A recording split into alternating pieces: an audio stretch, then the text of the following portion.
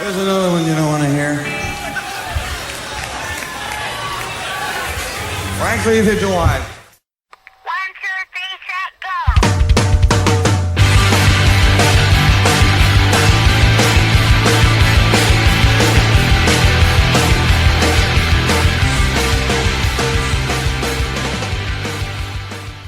Hello and welcome to the Power Chord Hour podcast, episode 2. Thank you so much for checking us out. I am your host, Anthony Merchant. And our episode 1 was just a quick little intro to introduce myself, let you know what the podcast is all about. But tonight we're going to get into it. The whole point of the podcast is to talk about music, and that is exactly what we're going to do tonight. And since we are in a new year, it's time to reflect on the best music of last year. I'm going to be telling you about my top 10 favorite records of 2019. That's what this episode is all about. And I am going to sneak in a little bit of an interview later on while I'm talking about my favorite albums, because I just so happened that I got to interview a member of a band who put out one of my favorite albums of the year. So I'll give that to you a little later on. And I'm very excited. The Power Chord Hour has been a radio show for 4 years now. And I mean, obviously, I talk every week. I feel like people probably know me enough from the radio show. But I don't get to talk, ad nauseum like this, where I can just go on, for 10, 15 minutes about one record. You got to kind of move on and kind of, be kind of self-disciplined in that way, with doing the radio show so I can play the music. Like a few weeks ago, we did our, best releases of 2019 on the radio show. And on there, I played tons of music off on my top 10 favorite records, and some honorable mentions, some songs off of some of my other favorite albums that weren't in my top 10, or EPs as well. And, in that I could kind of talk about the records a little bit, but I didn't get to go as in-depth. So, that's what this podcast is all about and what it's for. And, hopefully you find some music that you missed last year. And, at the beginning of this year, we're waiting for all this stuff. So while we're waiting for new music, this is some pretty new music that, maybe you missed.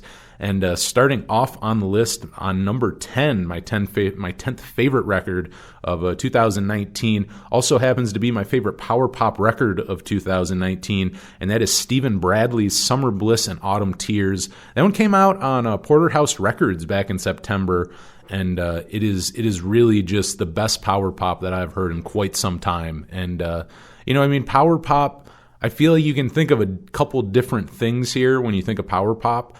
And this is almost all of it blended together. This is Matthew Sweet. This is Big Star. This is the Beatles. This is the Posies.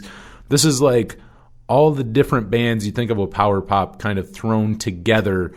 And, and given Steven's own twist too, not that he just straight up sounds like all of them, but you hear all those influences in there, and it makes for a great record that has, it's not eclectic where it goes through a bunch of different genres, but I feel like it really explores the power pop genre quite a bit. And I think it's great because I think you get to see every side of it. And Stephen Bradley is also known as Stephen Kravick, or Steve Kravick, I should say. And he is a very famous multi-platinum producer. And if he is not a Grammy winner, he has at least been Grammy nominated. So, the man has some accolades. He has produced some of the biggest punk rock records, I would say, of easily the last 20, 30 years. He engineered Blink-182's Cheshire Cat, engineered NoFX's Punk and Drublick. He produced MXPX's Slowly Going the Way of the Buffalo and Life in General. He produced the Last 7 Seconds record. He's worked with Homegrown, Less Than Jake, Pepper. He's worked with, just everyone. He just, including in the 90s, like 90s punk rock, he produced so much of it. And just an amazing producer. And it's really cool to hear him now on the record, at the front as a front man, because for years you hear him as a producer and you hear his takes on things, but this is him, with these fully realized ideas. It's not him kind of putting his ideas on a song that like Mike Herrera from MXPX wrote. This is him with his own music. And, it's very interesting. And something I would like to talk to him about is, as a producer, I wonder how that is doing your own record, because, at some point, like as a producer, you do have that side of you where you're trying to make things really work and put them together and you're trying to improve them. But then there's that other side where you can do too much of it. So, when you're behind the control board for so long and then you go do this, I would wonder, I'd love to know, and hopefully have him on the show soon and hopefully talk about this. But, if it was difficult to kind of go, okay, I need to be a producer, but I also am a musician here too, and kind of juggle that and balance it so you're not spending so much time overproducing or overthinking. I think that'd be a very interesting thing. After being such a prominent producer for so long, it's very cool to see him put out a solo record. And just really, really good stuff. I would say my 3 favorite songs off of it. These are the ones you should go check out the whole record. But these are the songs to start with. I would go check out Preemptive Strike, which we've played on the Power Chord Hour radio show a couple times now. Love Tumbles into Obsession and Calendar Girl. And those are all really, really good, just great power pop songs, really well written. Preemptive Strike right away. The guitar gets you right in the beginning, just a jangly power pop guitar. And it sticks with you. The lyrics are catchy and the melody's great, but just from the get-go, before you hear any of the lyrics, the guitar just grabs you right away. And I think those 3 songs are a good example of what I was saying, where he kind of explores the genre of power pop. I feel like those are all kind of, Calendar Girl is a little more up-tempo, a little faster. Love Tumbles into Obsession is a great album opener and very, very catchy. There's some layers in there on some of the vocals, some great harmonies. And on top of that, being a great producer and working with so many great people definitely works out too, because man, Steve has some great guests on this record. Playing on Summer Bliss and Autumn Tears, he had like Kevin Kane from Grapes of Wrath and Northern Pikes. Wayne Kramer of the MC5, Bobby Adams of 7 Seconds, Mike Herrera from MXPX played on this. A couple members from Social Distortion and Red Cross played a couple songs on here. He's also had, Danny McGow, who played with Tom Waits and Social Distortion, played on this thing. Richard Lloyd of Television. The list goes on, and these are all these guys played on Steve's record. So, really, really good company on here. I don't think I have to say much more to let you know what you're in for. Just an absolutely great record. And I've been quoted as calling it best power pop record of the year, and I definitely stand by that. So if you want to go check that out, Stephen Bradley's Summer Bliss and Autumn Tears is my 10th favorite record of 2019. And, you can hear that on Spotify or any of those other places, but you should go check it out on their on Porterhouse Records website, because it's really cool. You can stream the whole album on there along with like all the other Porterhouse releases. So go check out porterhouserecords.com, check that out, and all the other great music that they've put out. And they've also put out some really rad reissues over the year from like X and All. So really, really cool label to check out. Going in at number 9, my favorite record of 2019, CJ Ramone with The Holy Spell. That one came out on Fat Records back in May. And his last 2 records, The Holy Spell and American Beauty, I think he's really come into his own. They're not CJ's first solo records. He's had a couple before that, but this is where I think he's really found his sound. Where, okay, there's a Ramone influence. It definitely sounds like a Ramones, like a Ramone is playing on this record, and that's a good thing. Obviously that's a great thing. If you were in the Ramones, it would be great if your album sounded like the Ramones. I feel like most people feel that way. But what he's done is also gotten his own sound. So you're listening to it, and it has the Ramones vibe to it. It sounds like a Ramone is playing on it, but it doesn't sound like a rehash. It doesn't sound like he's just ripping himself off or anything like that. It's his own fresh sound, with that Ramone spirit, and it's so cool. This one is not actually on The Holy Spell. This is on his last album, American Beauty, but he did a cover of Tom Waits' Pony, and it's a great example of that. It doesn't sound like Tom Waits, and it doesn't sound like the Ramones, but it still has kind of that Ramones style cover to it, and it sounds like CJ doing his own version. Like if you hear the cover versus the original, it's insane, the difference and how good he made it, and like how drastically different it is, and how he made it his own. It sounds amazing and still has a little bit of that Ramones vibe to it. I mean, it's just absolutely amazing what he's done. And on this one, he also did it with There Stands the Glass. It's another cover. And that one is on The Holy Spell, one of my favorite songs off the record. And just a good example of how he's really good at going back and covering these songs from like the 50s and 60s. I talked to him. We interviewed him for American Beauty a few years ago. Still my favorite interview I've ever done. But I got to talk to him in depth about that Pony cover. I want, if I get a chance to talk to a Ramone about Tom Waits, I'm going to talk to him about Tom Waits. So, I mean, we probably talked about Waits for like 10 minutes. And, what we were talking about is outside of just Tom Waits, his appreciation for that, like those AM Goldies hits of like AM radio of like the 60s where like, those songs told a story. And, like Pony does and like There Stands the Glass does. And you can hear that influence, not just in the covers that he does on these records, but I think they also bleed into his songwriting where he's a really good storyteller. He can really paint a great picture, and it comes from that influence, which isn't so off from, the Ramones themselves. I mean, the Ramones covered Tom Waits, and, I think all those guys were into that music as well, including the bubblegum pop of like the 50s and whatnot. And CJ Ramone still has that vibe on this as well, but, I just think his own influences and just his own musicianship and, everything else, I just think it stands on its own. This is, well, it's nothing that you want to shy away from. You're in the Ramones, I think that's something to be proud of and wear on your sleeve. But what's cool is that he's also, stands on his own. He is his own musician. And, and he's had other bands before and after the Ramones, too, that are all really good. And some that sound nothing like the Ramones. And, he is his own musician in that sense. And I just think these last two records, though, are really him finding his sound, finding his in between of this is me as if you want to say C.J. Ward and C.J. Ramone, somewhere in the middle there of this is me as the musician C.J. Ward, and this is me as a musician C.J. Ramone, the bass player of the Ramones. And I just think it's been perfect. It's the perfect combination. Whereas I think his first couple solo records, there were good songs on them. But I think that was the thing, is there were, you can kind of pick and choose that, like, there were a couple really strong tracks on them, whereas the last two records have been consistently good front to back.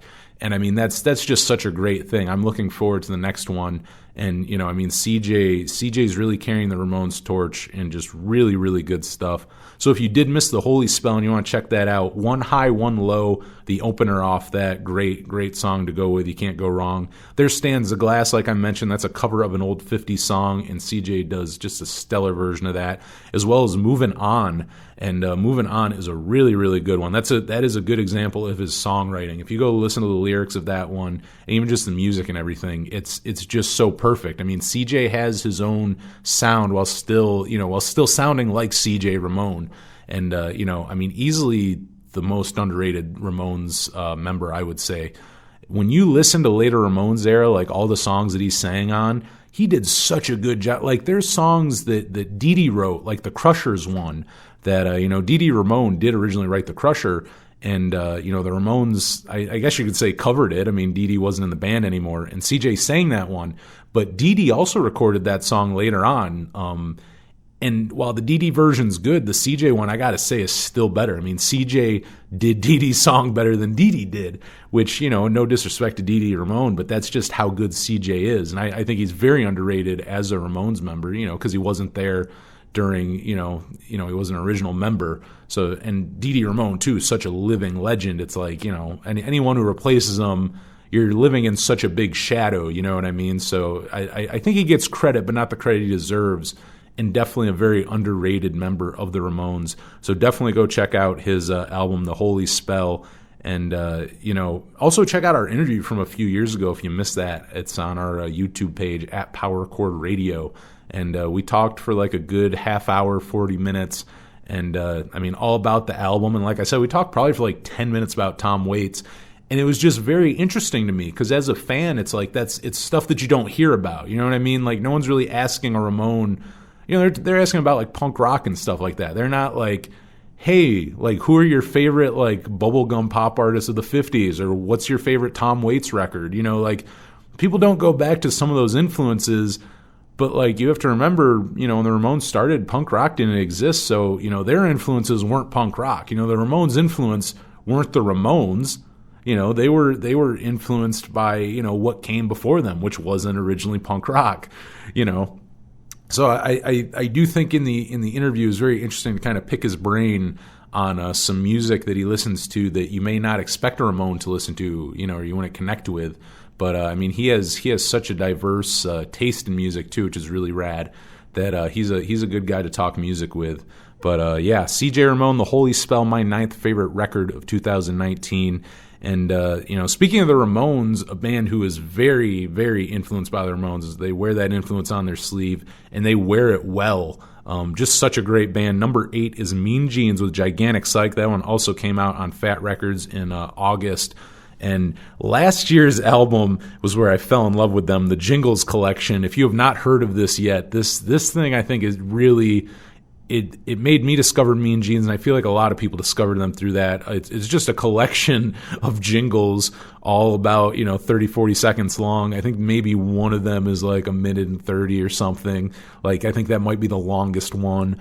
But just so hilarious. It's so funny. But so my exposure to Mean Jeans were those jingles, and as good as they were, I'd never heard their original, or not original songs, but their songs that weren't about Sizzler and Dunkaroos and Coors Light and things like that. So hearing this album was really my first real exposure to their music, and I was so pleasantly surprised. Like they were just such a rad band. I'd heard the name for years, never checked them out until the jingles. And now I'm happy that I heard their full-length Gigantic Psych, because this thing is so good. If you like Ramones core pop punk, you're not going to go wrong with this one. It is just absolutely, it's fun. It's one of those albums that's just short as hell. The songs are like a minute and a half long, 2 minutes long. They're short, sweet, to the point. There's tongue-in-cheek humor. They're called Mean Jeans. The album's called Gigantic Psych. There's definitely some jokes in there, and really, really good ones. I would definitely recommend go check out Party Line. Go check out Just a Trim, Don't Buzz Me All Right. I've played that one on the Power Chord Hour quite a few times now. And also What the Fuck Is Up Tonight. That is another really, really good one. I don't know that I've played that one on the radio show yet, but that is one of my favorite songs on the album. And if you just like, catchy pop punk, Ramones core pop punk, whatever you want to call it, you can't go wrong with Mean Jeans. I would definitely recommend going back through their back catalog too. This is not their first record. They've been a band for like 10 years now. So they have a couple full lengths out. And just outside of that, you got to check out those jingles. That Jingles Collection is amazing. That also came out on Fat Records. And it's insane how good they are at writing jingles for brands. Just really, really good stuff. I absolutely love them. Coming in at number 7 for my favorite records of 2019. My 7th favorite record was Heart Attack Man with Fake Blood. This one came out on Triple Crown Records in April. And while this is not their first album, I'm sure I'm not the only one who did discover them this year through Fake Blood. This is kind of their breakout record. First one on Triple Crown, I believe. And just really, they're very good at viral marketing. That's one of the, as funny as that sounds to bring up with a band, if you don't know about Heart Attack Man, they just have a great social media presence, and I think it really brought attention to them in a good way. A lot of times you can do that, and you can bring attention to yourself online, but if the music doesn't hold up, then who cares? You have all eyes on you, but there's nothing there to really check out. That's not the case with Heart Attack Man, though. They're really good at getting people's attention with their online presence and just their imagery, their name, all that good stuff. But the music is good. It holds up. It holds its own, and it's very hard to describe genre-wise. I could tell you that they're a pop punk band, and I guess in a certain way they are, but it's like that's like just one part of them. There's also a very heavy element to them.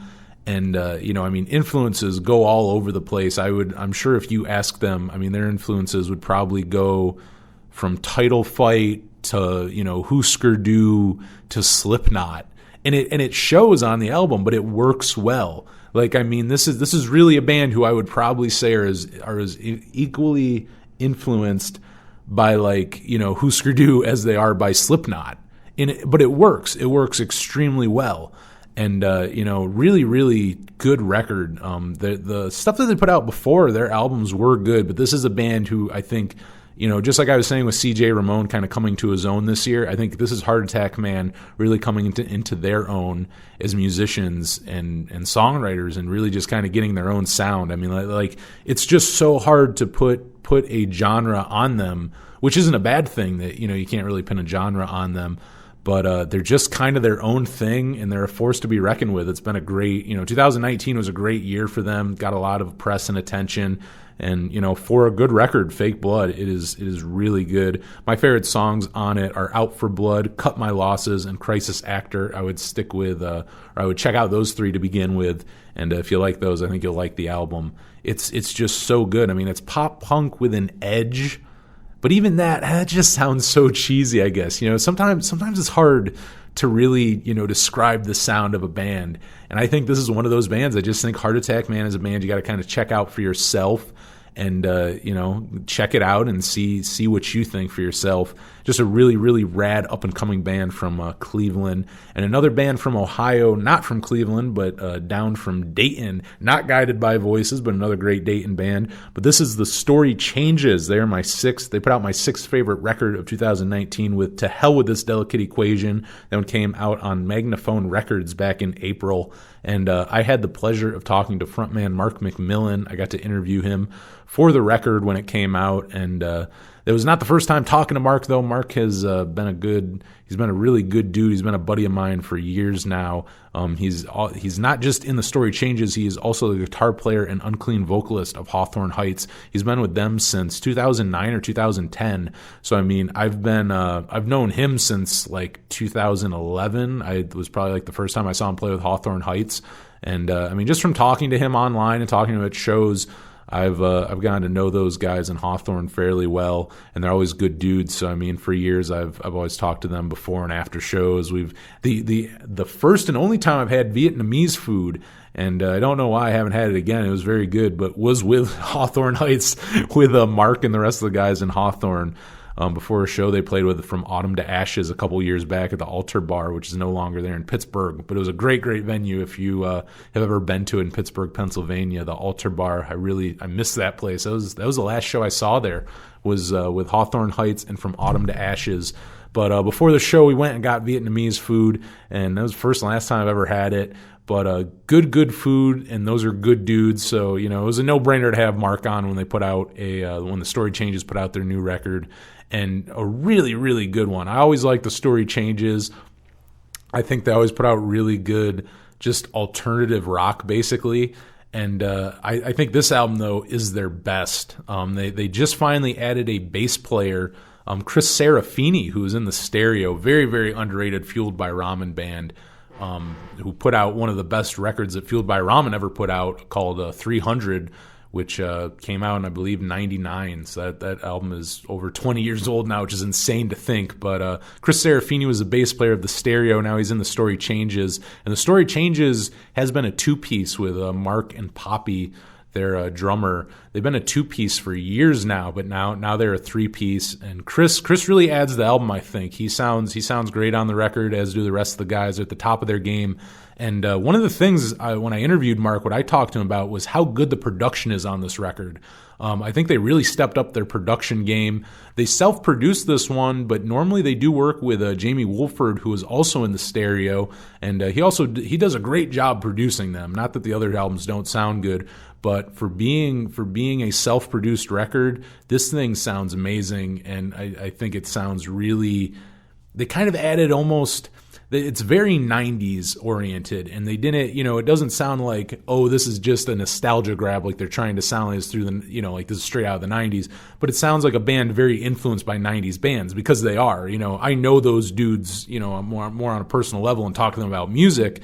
And I can tell you, I mean, they love, Mark, and as well as the rest of the dudes in The Story Changes and Hawthorne. They love music from the 90s. A lot of those great rad punk and alternative bands, including the really, the obscure ones people don't really know about. And I think it really comes out really well on this record. I don't think that they tried to do that. I don't think it was on purpose, like, hey, let's try to make this sound like it's out of the 90s. But their influences came through, and it sounds amazing. And the songs are very anthemic. Very, very good sing-along songs, great bridges, really catchy choruses, just great, distorted guitar, just really, really good record, great band. And that one, To Hell With This Delicate Equation, you should go check out Shooting Stars, Golden Age, and Shake. Those are my three favorite songs off of it. And right now, I won't play you the whole interview, but if you want to go check it out, it's about 40 minutes long and is on our YouTube page at Power Chord Radio. But right now, I'm going to play you a little bit of that interview about me and Mark talking about their recording process for To Hell With This Delicate Equation. I want to talk about, the new Story Changes record, and I did notice that you ended up building a home studio and self-producing To Hell With This Delicate Equation. I mean, how was it self-producing this? Was this the first time you guys did that for a Story Changes record? Yeah, it was awesome. It was kind of terrifying at first, but essentially, I've been involved in like demoing the Story records for a long time. Like every time we go and do a record, we always kind of record our demos at home beforehand. And even in our earliest days, we did this, but it was just kind of like rough 4-track stuff. And then up to the last couple of things we did more involved demos. I started building this, like my home studio, started about a year and a half prior to when we started tracking the record, with the intention of just kind of upping my game to demo the Hawthorne Heights record here. So we ended up demoing Bad Frequencies at my house, and I just kind of went on a binge and got some newer gear and kind of updated the space a little bit, and kind of moved everything into a section. A lot of stuff was kind of scattered around my house, and kind of just made like a nice space for all that together. And then after we demoed the Hawthorne record, I just loved that whole process of working on the songs here. And on a side note, I think that's the most prepared we have ever been for a Hawthorne record. Like when we went in to record that record in the real studio, we booked like close to a month of time, and I think we were done in like 12 days or something. Oh, wow. Yeah, we were like done so early. So we ended up coming home and had the engineer just apply those days that we had paid for to start mixing the record early. So it was cool. It was a nice feeling of being like everyone was prepared and just basically had to go in and already knew what they wanted to do on it, To tie it all into the question, so when it came time to do the Story Changes record this time, the hardest part initially we had the songs, and the hardest part about it was kind of figuring out a block of time where I could block off a couple weeks to go to the studio, just because our schedule with Hawthorne Heights is kind of all over the place all the time. Went about it as like, let's just start demoing the record here with the intention of maybe that'll end up being the record. And at first it was kind of scary, but once we kind of got a rhythm for it and like a kind of a workflow, it ended up being awesome. It makes me never want to go to like a big studio again. So fun. I tracked all the guitars in my pajamas. It was awesome. So, I mean, that seems then you'll keep going down that path. And I mean, I got to give you some compliments here. I did not realize it was self-produced until a couple days ago. I thought that awesome. either Jamie or someone produced it. I think it's one of your best sounding records. So, I mean, Thank you. Yeah. And I mean, and I like I'll give Jamie Wolford a ton of credit. Jamie Wolford is who mixed the record, and he's also the guy that recorded and produced a lot of the earlier Story Changes stuff. And he did a fantastic job mixing the record. But he kind of knew exactly what we wanted. And after working with him so many times over the years, like we kind of had an idea of how to record it in a way that if Jamie got his hands on it, he'd make it sound like a Story Changes record, So it was cool. Does that like blow your mind that you can do this now, like in your home? I was talking to, we had Tim from Alistair on here a few months ago, and they did a lot of they just put out a best of where they re-recorded a bunch of their old stuff. And he was telling me the same thing. He's like, yeah, we did most of that at home. I'm like, this thing sounds great. Where'd you record it? He's like, my bedroom. It's insane. It's amazing how far the technology's come, and it's pretty wild. We recorded drums in a studio. We recorded drums with Micah Carley. He used to play in Hawthorne with me in Troy, Ohio, at his studio.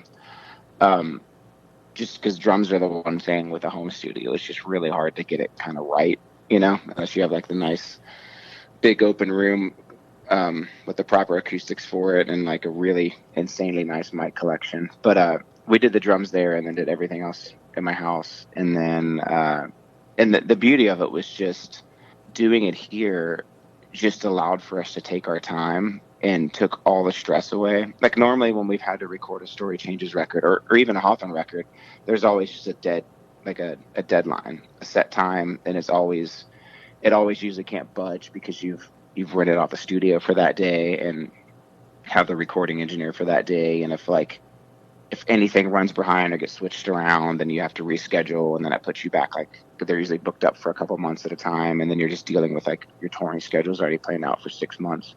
So it's kind of nerve wracking because like everything about the process is like you have to book it so far in advance, and then you have to make sure you have to have the songs ready by then and finished, and it kind of and in one way it forces your hand to be ready, but this time around with doing it at home, we had no deadline at all. So we just made the decision that for the Story Changes records, we didn't owe any. When we started recording it, we weren't signed to anyone. It didn't owe anyone a record or anything. So it was kind of a nice feeling just to do it at home, take our time. And the only rule we made was like, it's not done till it's done, and we'll know when it's done. And we essentially just, whenever we were home from tour, I would just kind of work on it in like spurts of time and just kind of pick up where we left off, which took a long time to get it done, but it was extremely satisfying to know that the end result was something that wasn't like really forced or rushed or anything, you know? And I think you kind of answered this next question, but I mean, like I mentioned earlier, it's the band's first full length since 2013, Static and Trembling. So it sounds like, I mean, with that much time in between, it sounds like it benefited the band. I mean, like, because I feel like sometimes that can be you have almost too much time to overthink things, but it sounds like it went the other way and it kind of worked in your favor. And you guys had time to like really work out a more like thorough idea of an album. You know, do you feel that way? Yeah, for sure. I mean, I think another part of that too was, you know, Story Changes has been a band for I think about 15 years now, and we went so hard the first 8 or 9 years. Toured quite a bit and was just doing it constantly that like even the first, because I've been playing with Hawthorne for over 9 years now, and even the first few years that I was playing with Hawthorne, like Story was still super active. I was just always gone. I'd get them from Hawthorne and would immediately leave for Story Changes tour. And I think right around the time after we finished Static and Trembling and that came out, I just hit a spot where I was like, something has to kind of give a little. Just was so busy with both projects. So it slowed down a little as far as the full length front. But kind of what we found also that benefited us is we put out a good deal of music in between that record and this record. We just did it in the form of like, we put out a couple different singles. We put out an EP, the Never in Daydream EP that we did with Little Heart Records, which is cool. And like the Photograph 7-inch, we did that a couple years ago. So we kind of got our fix for putting stuff out with just focusing on like a few songs at a time. And that was super fun for a while and kind of gave us a chance to breathe. And because when you do a full length record, it's just a lot to take on with that many songs. But I think after 3 or 4 years of that, we kind of got the itch to do a full length again and really kind of ramped it up and started writing this record over the last couple of years. Right here on the Power Chord Hour podcast, that was a little bit of my interview with Mark McMillan of the Story Changes in Hawthorne Heights. We did that back in July, talking about To Hell With This Delicate Equation, my sixth favorite record of 2019. And if you liked what you heard there, go check out the whole interview. It is on our YouTube page at Power Chord Radio, along with all our other interviews. And is also on our SoundCloud page. Just search Power Chord Hour. And we got a couple interviews up there. We don't have all our interviews on SoundCloud, but the ones that we do have, you can download off there. So if you want to go check that out, definitely go check that out as well. And yeah, To Hell With This Delicate Equation, definitely make sure you check that out as well. Check out the interview and the album. And, check out Shooting Stars, Golden Age, and Shake. Those are my 3 favorite songs off of it. And you just can't go wrong. Just really, really good 90s influenced alternative rock, just done really, really damn well. And number 5, speaking of alternative rock done well, we got Jimmy Eat World with Surviving, my 5th favorite record of 2019. That one came out on RCA Records, getting in the major labels now, on RCA back in October. And I mean, this album and Integrity Blues, their last one, those are the 2 strongest records I think they've put out in, years. And easily the 2 strongest of this decade. And I would probably say of the 2, Surviving is probably my favorite, this one. The one they put out this year is last year.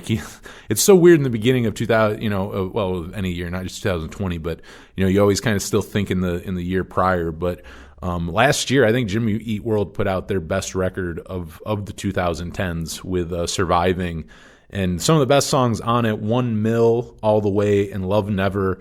I love those songs, and I think they're really good examples of like that classic Jimmy Eat World. Like, it doesn't sound like they went in the studio and it's like, hey, let's write Bleed American Part 2. In no way is this Bleed American Part 2, but I think they kind of went back to that formula of those big loud rock guitars, catchy hooks. They're just catchy pop rock songs that are just written so well.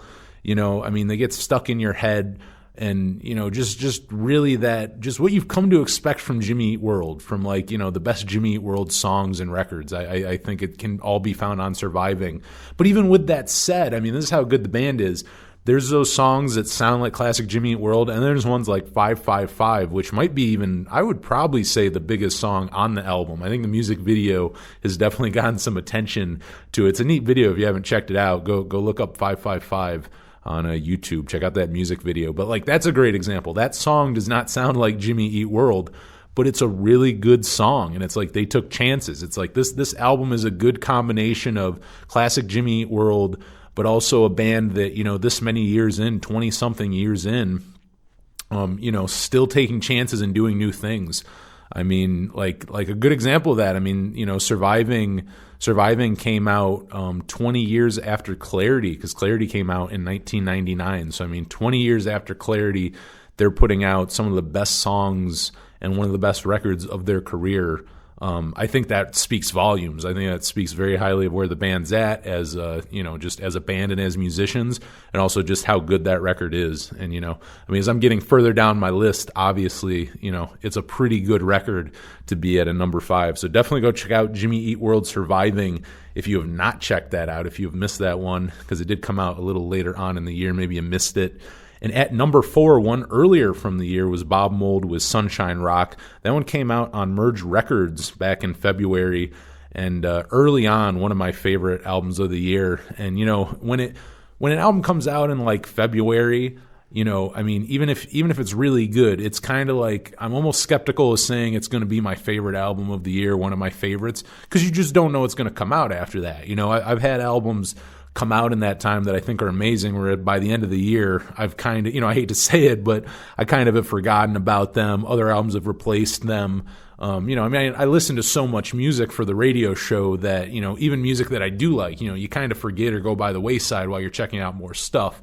So, sometimes it's harder to have that staying power if your album came out earlier in the year. But Sunshine Rock did not have that problem for me. I really have not stopped listening to it. There really hasn't been a time where I stopped listening. There's some records where I'll get on a kick for a couple months and listen to it, then not listen to it again for a few months, as most people I think do, and then go back to it. Whereas Sunshine Rock has been pretty consistent. I think songs have stayed in my playlists. Just of what I've been listening to and, just in life in general, or like when I'm working out, in my playlist for the show. I play tons of it on the radio show, and, I've consistently been listening to this record because it's just such a good record. It is such a solid Bob Mould solo record, one of my favorite ones he's done. It's just solid, it's just rock and roll, it's alternative, it's whatever you want to call it. It's just Bob Mould putting out great music after all these decades. The man's 50-something, and, he's still putting out just such amazing music. And, speaking of, guys, who are older, Porcupine, which features Greg Norton of Husker Du, Bob's old bandmate. He's another one. I mean, he's still putting out good music in his 60s. And I mean, as far as live goes, I mean, if you know anything about Husker Du, Greg Norton was a monster on stage. That is a guy to watch. I mean, that dude had energy. Like if you're watching videos of Husker Du live, he's the one you're watching. You know what I mean? He's the one moving around. Bob's singing and Grant's singing and playing guitar. Playing drums. Sorry, Bob's playing guitar. But Greg is the one jumping around and just going nuts. And I've seen him a couple times with Porcupine in Minneapolis. They play a lot around there. And just absolutely amazing that at 60 years old, that man is still up there jumping around, running around. Like, he is such a blast to still watch and still putting out such amazing music this far in his career. So, I mean, those to me I love, because I feel like musicians unfairly, as they go on in their careers, we all fall in love with certain albums. There's always those fan favorites. And, in my eyes, you're lucky if the fan favorite is a couple different albums. Like, a good example of that, like Jimmy Eat World, who I mentioned, Surviving was my fifth favorite album of 2019. They're a good example of that, where if you ask people their favorite Jimmy record, it's normally Clarity or Futures. And sometimes people, I also know people, I have some friends who say Bleed American's their favorite.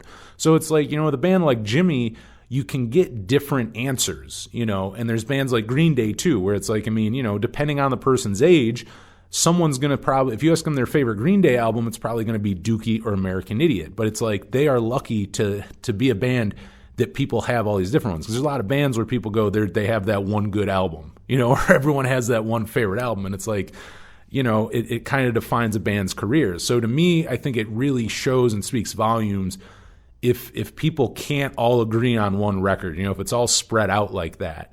I think that's a really good sign of a band, because, like I said, I feel like we unfairly, we kind of find them at a certain time.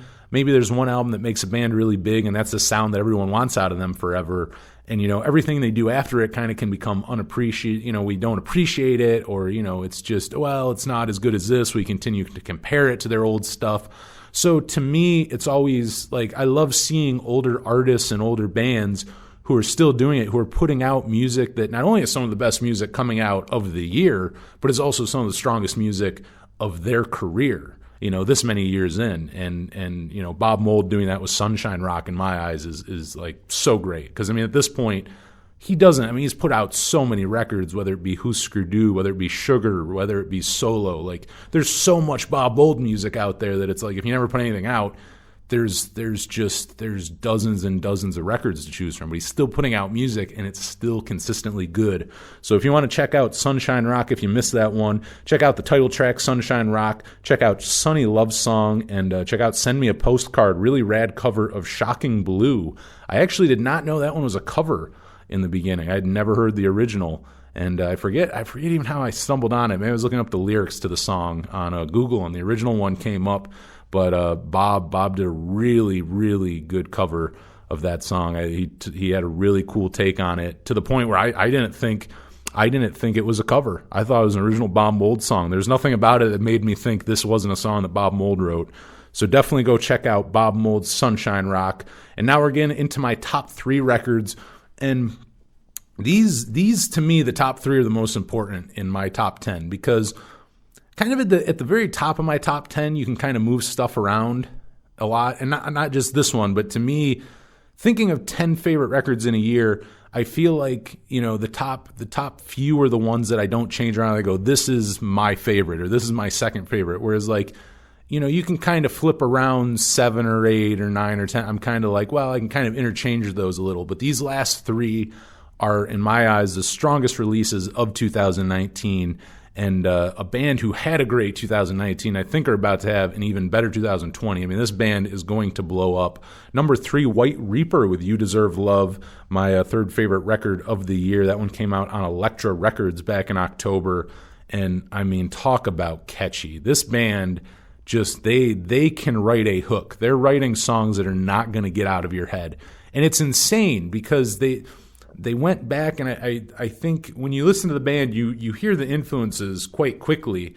And, I don't think they're reinventing the wheel, but what they're doing is they're going back, and what they're doing that's smarter is they're doing what other bands aren't doing right now. And they're using, old formulas and influences that I don't think people are really utilizing right now of great old music. I mean, I would not call them a glam rock band at all, but there is a glam rock side to them. There's a power pop side to them. At the end of the day, they're a garage rock band from Kentucky, and kind of with a punk edge to them. And but like I'm saying, it's kind of like the Replacements. A lot of how the Replacements in the '80s were, where they were taking a lot of their older influences of bands and music that was not appreciated at the time, and they kind of brought it back to the forefront. Not reinventing the wheel as much as going, hey, everyone's kind of forgetting how good this or that is. You know what I mean? I think that's what they do on here. Like whether it's guitar solos or it's like some of their tones, the lyrics, I mean, the catchiness of it, where, they do toe the line. It sounds at times almost like a pop record, but it is a pop record wrote by, a garage band, and it sounds amazing. I mean, these songs are amazing. Like every song is like an anthem. You could hear these all in an arena. And, I think they're going to blow up. I mean, they're already getting pretty big. Might Be Right plays a lot on commercial radio, which is rad to see them get so much exposure. And, they just played on Jimmy Kimmel back in December. This year they're opening up for, Pearl Jam for Motion City Soundtrack and Jimmy Eat World. They had just Pearl Jam alone. Imagine the size of those shows they'll be playing, I believe, over in the United Kingdom. They're doing that in the UK with them. But, they'll be playing overseas with Pearl Jam and playing here in the States with Motion City Soundtrack and Jimmy Eat World. And, just absolutely amazing band. And they do have a back catalog you should go check out. But this is the album to start with, You Deserve Love. I know I've said it a couple times for a few other albums on this list of my favorite of the year. But this is a band this is the album that I think they kind of came into their own. The stuff before it is good, but this is the band who really just found their sound, who really just got it like really defined and at a really good place. Like where I'm excited, it's not me. I don't look at You Deserve Love going, this is the best album they're ever going to write. I look at this and going, oh, like shit, like I'm really excited for whatever they're doing next, because this is a really good direction they're taking. Like I'm stoked whatever this band plans on doing next. So go check out Saturday, my absolute favorite song off the record. I think the catchiest, 1F, which is a single you might have heard before, and Might Be Right, which is definitely their biggest single, probably their biggest song right now.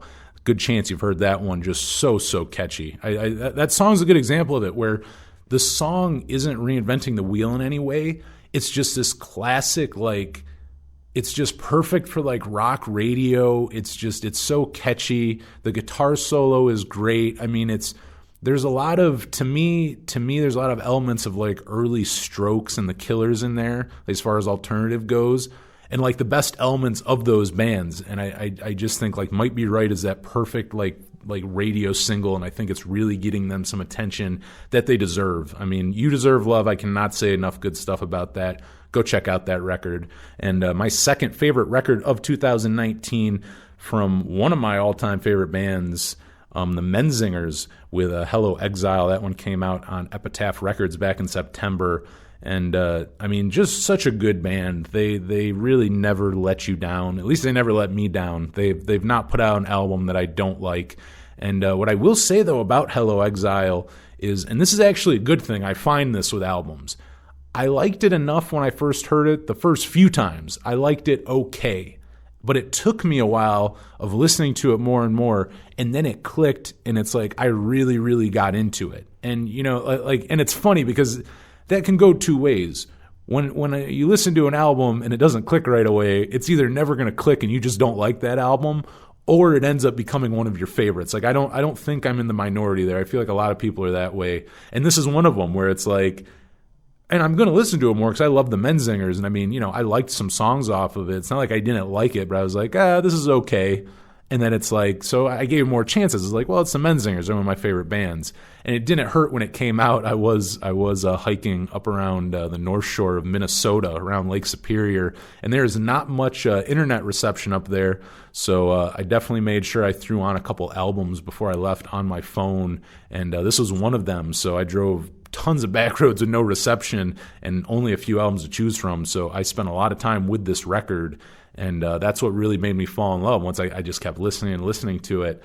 And, finally it clicking. Plus, now I have some cool, like, hiking memories, attached to it already, which I love that. I can already tell you I will one day probably be nostalgic thinking back and associating hiking with that record. But just a really, really good record from them. I think they're good in the sense that they don't rewrite the same record. You know what I mean? Like it doesn't sound like After the Party. It doesn't sound like Rented World. It doesn't sound like On the Impossible Past.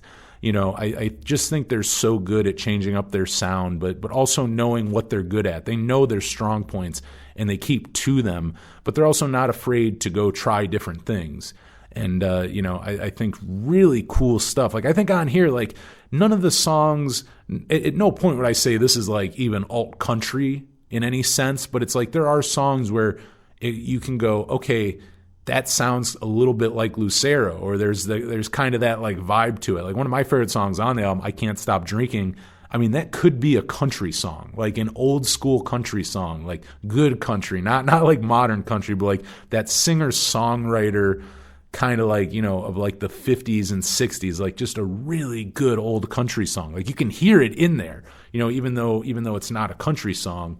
And I just think that's such a strong suit of that band. I think they're another one where I think they're influences, because they have influences, just like your standard punk band influences, but they also are influenced by a lot of other bands, I think, and artists that not everyone in their genre is.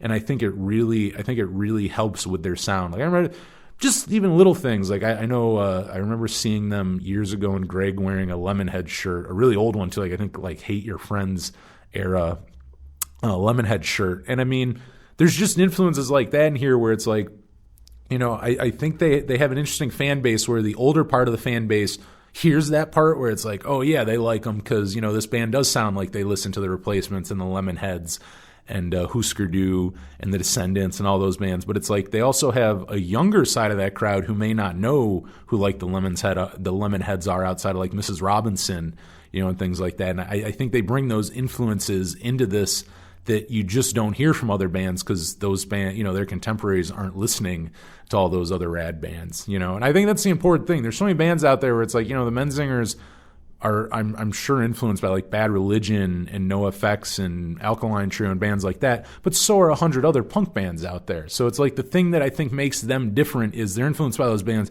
but they're also influenced by, college rock and alt country and, that old school country and, like Big Star and all those things. It's like they know their roots. And they, I think they play to that, and I think it's why they're such a strong band and why they just keep getting bigger and bigger too. I mean, it's insane to watch. They've gotten. I've even watched them. I really kind of jumped on with them around Rented World, and really the first time I saw them live was 2015. And I mean, from there to now, I mean, the rooms that I've seen them in have grown. Like, I mean, they keep getting bigger and bigger, and that's just absolutely awesome. Let's go check out the Menzingers' Hello Exile, and my three favorite songs off of it are Strangers Forever, Portland, and I Can't Stop Drinking. And I think those songs are really good too because they don't all sound the same. They're eclectic. None of those three songs sound the same. You kind of get a different vibe from each one, and really are just show some of the strong points of Hello Exile. So I would strongly recommend you go check that one out, as well as every other album that I've mentioned on here. And my number one record, the only other record that came out this year that I liked more than Hello Exile, that would be the Get Up Kids with Problems.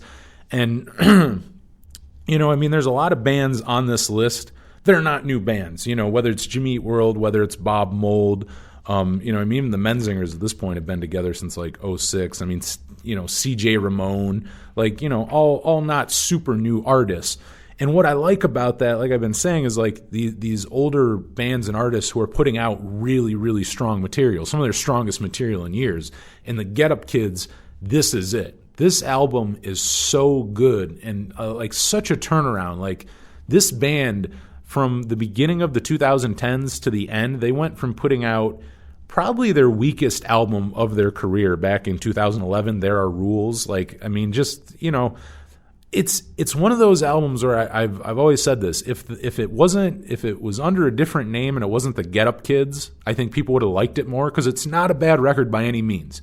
The songs are not bad. They are good songs, but they're not Get Up Kids. You know what I mean? Like, they're not Get Up Kids songs that people want to hear. It's not the sound of the band that people wanted.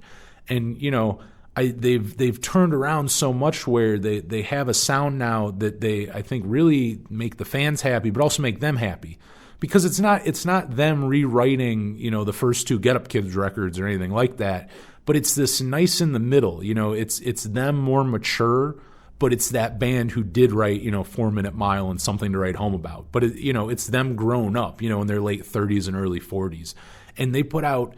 I mean, this is one of their best records. Not even one of their best records in a long time. One of their best records. I mean, I would probably put this up there. Maybe my third favorite Get Up Kids record. I would probably say Something to Write Home About is my number one. 4 Minute Mile my second, and I would probably say Problems is my third. I mean, this is really good. This is their best album since Guilt Show, in my opinion. And I mean, this and their EP, the Kicker EP that they put out in 2018, was a good indication and like a good sign of where they were going to be going with Problems. And they did not disappoint at all. It really foreshadowed, because that EP was really strong, and I highly recommend you go check that out as well. And the sound is in the vein of Problems, very, very similar sound. And just the strongest stuff they've put out in such a long time. And it's just so cool to see, I mean, starting out, obviously they reunited back in, I believe, 2009. And, a couple years in, they put out their reunion album, and it just didn't do very well. I don't think fans loved it. When they were playing live, James Dewey's was still in My Chemical Romance, so he wasn't, he played on the record, but he wasn't really playing the shows with them. And if you didn't know, I mean, he did play on this record, but he is now out of the band once again. They really have not said why. They just said James Dewey's is no longer in the Get Up Kids, so I don't know if it was good or bad. Probably not great. Which is too bad, but it's cool to see them still out there, and they're touring off the record in the new year. So you definitely want to go check them out. These songs are so good. I've yet to check them out since the album came out, and I want to hear these songs live. I mean, they're really, the energy behind them. These are Get Up Kids songs you want to hear live. Like, they're fast with distorted power chords and just great memorable lyrics. I mean, really, really just, they're such an underrated band outside of the first two records. They're kind of like Saves the Day in that sense, where they have this really strong catalog that, they had such strong beginnings that, like, the first couple records overshadow everything they did after it. I feel like people kind of overlook them. And I think people are kind of not doing it so much now. I think this record, a lot of people are like, wow, that was really good, and kind of paying more attention to them again. But I think the Get Up Kids as a whole, same with just Matt Pryor as a songwriter. I mean, whether it's, Get Up Kids, New Amsterdam's, his solo stuff, Terrible Twos, like whatever it is, that man can write a song. He can write a song. I mean, he always has been able to. It's like, it's not like he ever lost it. It's not like, oh man, he stopped knowing how to write a song after, Something to Write Home About. It's not that at all. And, I think it's good to see other people give them the credit they deserve. They seem to be doing really well right now as a band, which is rad to see. I mean, I love the Get Up Kids. They're one of my favorites. And this was a good way to end their decade. I mean, I don't think if you would have asked me, I'll use myself as an example. If you would have asked me in 2011, hey, the Get Up Kids are going to put out an album in 2019. Like, how do you think it's going to be? If I was sitting there listening to There Are Rules, I'd go, well, like, I don't know. Like, I guess it's cool they're putting something out. Like, I guess I'll check it out. I would never think that, wow, they're going to put out my favorite record of the year. It's going to be one of the best things they put out, in years. And just, one of the strongest releases they've ever put out, period. And, and I can't stress that enough. There Are Rules, if you have not heard it, I mean, I don't think it's a terrible record. I don't listen to it a ton. It's not a Get Up Kids record, not in that sense. It's the same thing with the Ataris with Welcome the Night. It's like, if this was under a different name and people weren't going into it expecting an Ataris record, people would love this. And it's the same thing with There Are Rules. If you were going into it not expecting a Get Up Kids record and just a solid, like, indie rock record with, like, like a really, like, fuzzy indie rock record, then it's really, really good. But it's not a Get Up Kids record. You know, I don't think you'd go in and go, oh, this is what I want from my Get Up Kids records. So, you know, it's cool to see where they went from here. I think fans are happy with the sound. I think the band is happy with the sound. And I'm just happy all around. It's cool to see them keep going so strong now after so many years as a band. I mean, they got to be coming up now. I remember going to their 20th anniversary tour back in 2015. So, so they've been a band now for 25 years.